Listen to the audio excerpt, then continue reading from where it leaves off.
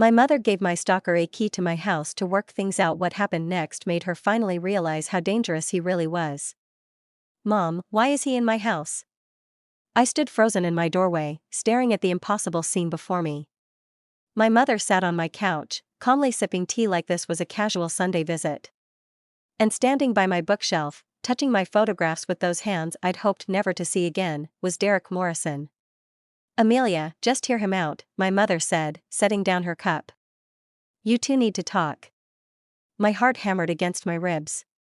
I have a restraining order against him. How did he even get in here? I gave him my spare key. She said it so casually, like she'd just admitted to watering my plants. He's so heartbroken, honey. He just wants to explain. The words hit me like ice water. You gave my stalker a key to my house. Hi, I'm Amelia. I'm 30 years old and I work as a freelance photographer specializing in wildlife and nature. Until a year ago, I thought I had a decent relationship with my mother. She's always been the type who believes every problem can be solved through communication and compromise. That sounds reasonable, right? Until you realize she applies that logic to situations where compromise is dangerous. Like stalking. I met Derek Morrison 3 years ago at a gallery opening in downtown Seattle where I was displaying my work. He seemed charming at first, interested in my photography, knowledgeable about cameras, and attractive in that rugged outdoorsy way that made my friends jealous. We went on a few dates. He seemed completely normal. Then the cracks started showing. He'd text me constantly dozens of times a day. If I didn't respond within minutes, he'd follow up with worried messages asking if I was okay. He wanted to know where I was constantly, who I was with, what I was doing. He'd show up at locations I'd mentioned casually in conversation, claiming he just happened to be in the area. After 6 weeks, I ended things. Derek, this isn't working. You're too intense for me. His face hardened. What does that mean? I care about you. Is that a crime? No, but I need space and you're not giving me any. We're done. You don't mean that. His voice took on that pleading tone I'd come to recognize. You're just scared of commitment. I mean it. Please don't contact me anymore. He didn't stop. The texts continued, now filled with declarations of love and insistence that we were meant to be together. He'd leave gifts at my apartment door in Capitol Hill flowers, expensive camera equipment I never asked for, framed photos of us from our brief dating period that made my skin crawl every time I saw them. He'd wait outside my apartment building, coincidentally appearing whenever I left. I blocked his number. He got a new one. I blocked that one. He started emailing. I blocked his email. He created new accounts. This went on for months, escalating so slowly that I kept telling myself it wasn't that bad. He'd eventually give up, right? Then he started following me to photography shoots. I'd be miles outside the city in Olympic National Forest, photographing wildlife in complete solitude, and he'd appear. Just hiking in the area, he'd say with that smile that no longer looked charming. He'd know which trails I was using, which times I'd be there. Information I'd never shared publicly. My best friend Jessica was the first to use the word stalking. Amelia, this isn't romantic persistence. This is stalking. You need to document everything and go to the police. She was right. I started keeping records, screenshots of messages, photos of unwanted gifts, dates, and times of his appearances. Every incident documented with the precision I usually reserved for wildlife behavior patterns. When I had enough documentation, I filed for a restraining order. The court hearing was surreal. Derek showed up with printed copies of my social media posts, a timeline of our relationship that extended far beyond our 6-week dating period in his mind, and a lawyer who tried to paint me as leading him on. My client is guilty of nothing more than loving Miss Amelia, his lawyer argued. She welcomed his attention, accepted his gifts, and now she's punishing him for caring. My lawyer, Victoria Chen, shut that down quickly. Miss Amelia dated your client for 6 weeks, ended the relationship clearly, and has since been subjected to 8 months of unwanted contact, surveillance, and harassment. That's not love. That's stalking. I got the restraining order. Derek was ordered to stay at least 500 feet away from me, my home, and my workplace. No contact of any kind. The judge made it very clear that violations would result in arrest. For 2 months, things were quiet. I started relaxing, thinking maybe the legal intervention had worked. I took on new photography assignments. I even started dating someone new, a fellow photographer named Jordan who understood what consent actually meant. Then my mom got involved. My mother, Linda Harper, has always had boundary issues. She believes in family harmony above all else, which means she pressures whoever's most reasonable to compromise with whoever's most unreasonable. She'd met Derek twice during our brief dating period and thought he was such a nice young man. When she found out about the restraining order, her response wasn't concern for my safety. It was disappointment that I'd escalated things legally instead of just talking to him. Honey, don't you think a restraining order is extreme? He just has strong feelings for you. Mom, he was stalking me. Showing up everywhere I went, sending hundreds of messages after I told him to stop. But did you really make it clear you wanted him to stop? Sometimes men need very direct communication. I stared at her. I told him, please don't contact me anymore. How is that not clear? Well, you know how sensitive men can be. Maybe he thought you didn't mean it. This was classic mom reframing my clear boundary as ambiguous communication to justify someone else's boundary violation. I'd dealt with this my entire life. When a boy in middle school kept snapping my bra strap, she said I should take it as a compliment. When a manager at my first job made inappropriate comments, she said I was being too sensitive. She had an endless capacity for excusing male behavior while holding women responsible for managing it. I moved on with my life, grateful for the legal protection, and determined to ignore my mother's terrible advice. I focused on my photography, took on new projects, and let Jordan help me feel safe again. Then, 6 months after the restraining order was issued, everything fell apart. I'd given my mom a spare key to my house years ago for emergencies.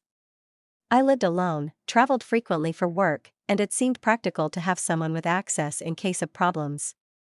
I'd forgotten about it, honestly, since she'd never needed to use it. I should have remembered that my mom's definition of emergency was dangerously broad.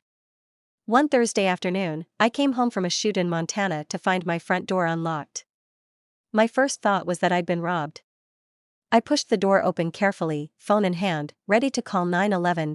Then I heard voices in my living room. My mother's voice. And a male voice I recognized with ice-cold dread. Derek. That's when we had the confrontation from the beginning of the story. I burst into my living room to find my mother sitting on my couch like this was a social visit, and Derek standing by my bookshelf, looking at my photos. Mom, why is he in my house? Amelia, just hear him out. You two need to talk. I have a restraining order against him.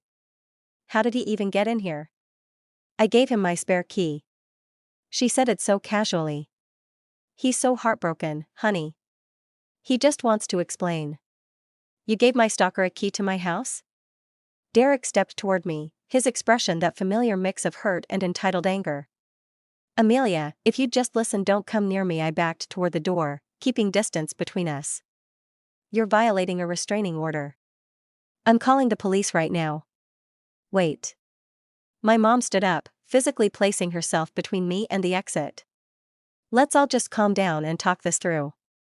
Derek drove 2 hours to get here. I don't care.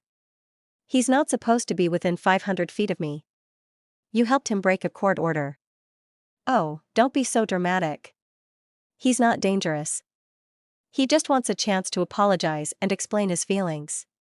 You owe him that much after getting that restraining order. I stared at my mother in disbelief. I owe him nothing. Get out of my way. Amelia, please. Derek's voice was pleading, that same manipulation he'd used throughout our relationship. Your mom understands that we just had a misunderstanding. If you'd give me 5 minutes now. Get out of my house before I call the police. She's not going to call the police, my mother said confidently. She's just upset. Amelia, honey, put the phone down and let's all sit and talk like adults. I dialed 911. My mother looked shocked, like she genuinely hadn't believed I'd do it. Derek's expression shifted from pleading to angry in seconds. You're really going to do this? After I came all this way? Yes, I am. 911, what's your emergency? I reported the restraining order violation while backing out of my house onto the front porch. My mother followed, still trying to convince me to give him a chance. Derek stayed inside, probably calculating whether to run or stay. The police arrived within 8 minutes. Two officers, Sergeant Williams and Officer Brooks, took my statement while my mother tried to explain that this was all a misunderstanding. "Ma'am, did you provide this man with access to your daughter's home?" Sergeant Williams asked my mother. "I gave him my spare key, yes, but only so they could talk." "Are you aware there's an active restraining order preventing him from having contact with your daughter?" "Well, yes, but that seemed like an overreaction. They just needed to communicate." "You helped someone violate a restraining order. That's a crime, ma'am." My mother's face went pale. "A crime?" "I was trying to help them reconcile." "By breaking the law," Officer Brooks said flatly. "They arrested Derek for violating the restraining order. He went without much resistance, throwing me wounded looks the whole time, like I was the villain in this scenario." Then Sergeant Williams turned to my mother. "Ma'am, we need to take you in for questioning regarding your role in facilitating this violation." "Questioning? But I'm her mother." "I was trying to help." "You were helping someone stalk your daughter. Let's go." Watching my mother get placed in the back of a police car was surreal. She looked betrayed, like I'd done something to her instead of her having endangered me. She actually said, "I can't believe you're letting them arrest your own mother." As they drove away, I stood in my front yard, shaking, trying to process what had happened. My mother had given my stalker access to my home. She'd let him into my private space, the place I should feel safest, because she thought we needed to work things out. Jessica arrived 20 minutes after I called her. She found me still standing outside and immediately pulled me into a hug. "Oh my God, are you okay?" "My mom gave him a key. She let him into my house." "I know. You told me on the phone." "That's absolutely insane. She doesn't think she did anything wrong. She thinks I'm overreacting." "You're not. What she did was dangerous and illegal. Come on, let's get you inside." "Actually, no, let's go to my place. You shouldn't stay here tonight." She was right. Even with Derek in custody, the thought of staying in a house he'd been inside, touching my belongings, violating the space my mother had handed him access to, I couldn't do it. I stayed with Jessica that night. Jordan changed my locks the next morning. He was horrified when I explained what happened. "Your own mother helped your stalker break into your house?" "She didn't see it as breaking in. She gave him permission. Permission she didn't have the right to give." "Amelia, that's terrifying." It was terrifying. My mother, the person who should protect me, had actively endangered me because she valued reconciliation over my safety.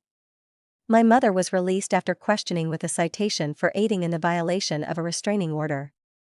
She called me immediately, not to apologize, but to blame me for her arrest. Do you know how humiliating that was? Getting fingerprinted like a common criminal. "You helped a stalker access my house. What did you think would happen?" "I was trying to help fix your relationship. Derek is a nice young man who made some mistakes. If you'd just talked to him." "I had a restraining order, Mom." "A court order. You helped him violate it. That's a crime." "Oh, you and your rules and orders. Sometimes you have to look past the paperwork and see the human being underneath. Derek loves you." "Derek stalked me for months. The restraining order exists because he wouldn't stop harassing me after I ended things." "You're exaggerating. He was just persistent." "Stop. Just stop defending him. What you did was dangerous and illegal, and I will never trust you again." "That's very hurtful, Amelia. I'm your mother." Mothers protect their children. They don't give stalkers keys to their houses. "Lose my number." I hung up and blocked her. She tried calling from other numbers, showing up at my house, sending relatives to convince me to forgive her. I blocked everyone who pressured me and installed a security system with cameras. The legal fallout was significant. Derek got 6 months in jail for violating the restraining order, with the extended order now lasting 5 years after his release. My mother was convicted of aiding the violation and sentenced to 200 hours of community service plus a hefty fine. She was also ordered to have no contact with me for 2 years as part of Derek's extended restraining order terms. The family drama was immediate and predictable. Half my relatives thought I was overreacting and that family should forgive family. The other half was horrified by what my mother had done. My Aunt Diane, my dad's sister, was particularly supportive. "Your mother has always prioritized keeping peace over keeping people safe," Diane said when she called. "I'm sorry you had to learn that the hard way. You've seen this before? Your whole childhood. Every time someone hurt you or crossed a boundary, she'd pressure you to forgive and move on instead of holding people accountable. This is just the most dangerous version of her usual pattern." Diane was right. I started unpacking years of my mother prioritizing other people's comfort over my safety, and the pattern was everywhere. She'd always taken the side of whoever was most upset, regardless of who was actually wrong. The relatives who took my mother's side were easy to cut off. If they thought endangering me was forgivable because she meant well, I didn't need them in my life. The ones who understood stayed, and I built stronger relationships with them. Jordan was incredible throughout everything. He helped me feel safe again in my own home, went with me to therapy appointments, and never once suggested I owed my mother forgiveness. "Some things are unforgivable," he said simply. What she did was one of them. My therapist, Dr. Sarah Hamilton, helped me process the betrayal. "Your mother violated the most fundamental aspect of the parent-child relationship: protection. She actively endangered you while believing she was helping. That cognitive dissonance on her part doesn't negate the harm she caused. She still doesn't think she did anything wrong. And she may never. Some people are so invested in their worldview that they can't acknowledge when they've caused harm. Your responsibility is protecting yourself, not convincing her to see reality." 6 months after the incident, I sold my house. Too many bad associations. Too much violation of what should have been my safe space. Jordan and I found a place together in a quiet suburb of Portland. We didn't tell extended family the exact address. We started fresh. My photography business grew as I channeled my energy into work. I did a gallery show called Boundaries, featuring images of animals in their territories: bears marking trees, wolves patrolling perimeters, birds defending nests. The subtext wasn't subtle, but it was therapeutic. Jordan proposed a few months later, and we got married in a small ceremony at a winery in Willamette Valley. My mother wasn't invited.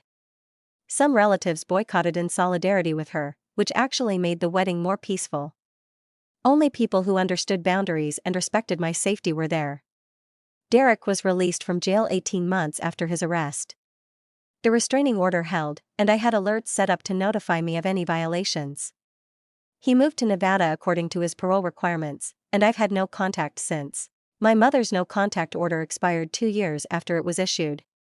She immediately tried to reach out, sending cards and letters to my new address that she'd gotten from a relative. Each one followed the same pattern: she was sorry if I was hurt, but she'd only been trying to help, and surely enough time had passed for me to forgive her. No acknowledgement that what she'd done was wrong. No understanding that giving my stalker a key was dangerous. Just hurt feelings that I wouldn't absolve her and resume our relationship. I didn't respond to any of it. Silence was its own answer. One letter stood out, though. It arrived on my birthday, 2.5 years after the incident. "Amelia, I've been thinking a lot about what happened. I know you're angry, but I truly believed I was helping. Derek seemed so sincere when he contacted me. He said you two had a misunderstanding and he just wanted to apologize in person. How was I supposed to know he was dangerous? He was always so polite to me. I'm your mother. I deserve a chance to explain. We're family. That has to count for something." I read it once, then put it through the shredder. Jordan found me in my office afterward, staring at the shredded paper. "Another letter? Same story. She still doesn't get it. Do you think she ever will?" I thought about that. Really thought about it. No. She spent my entire life believing that her intentions matter more than the harm she causes. That's not going to change. Are you okay with that? I have to be. I can't keep waiting for an apology that's never coming, or for her to suddenly understand why what she did was wrong. I have to accept that she's incapable of seeing it. He pulled me into a hug. For what it's worth, I'm proud of you. Cutting off your mother couldn't have been easy. It wasn't. But staying in contact would have been harder. And more dangerous. The truth was, I'd grieved the mother I wished I had, the one who would have protected me instead of endangering me. The one who would have chosen my safety over a stalker's feelings. That mother didn't exist, and accepting that was its own form of loss. But grief didn't mean I owed her access to my life. I'm 32 now, married to someone who respects boundaries. Surrounded by friends and chosen family who understand that safety comes before reconciliation. I have a successful photography career. My work has been featured in National Geographic and Outdoor Photographer magazine. I teach workshops on nature photography and mentor young photographers trying to break into the field.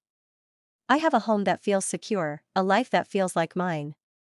Last month, I got a message from a cousin I hadn't spoken to in years. Your mom is in the hospital. Heart attack. She's asking for you.